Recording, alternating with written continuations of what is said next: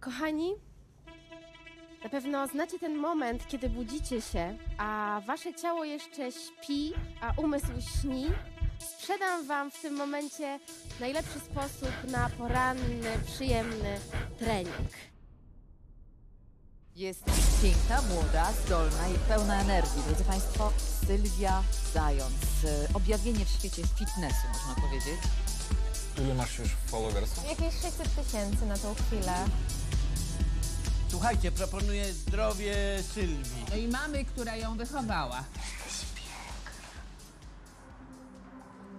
Wszystko w porządku?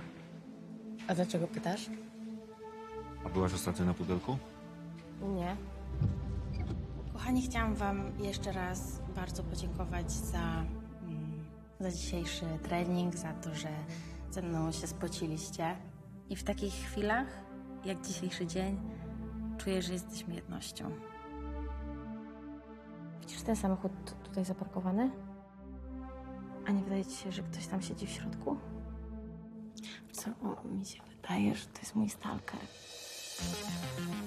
Zrobiłabym jeden klik i to wszystko by zniknęło. Tak po prostu. Co się na mnie kurwa gapisz? Zboczeńcu jebany!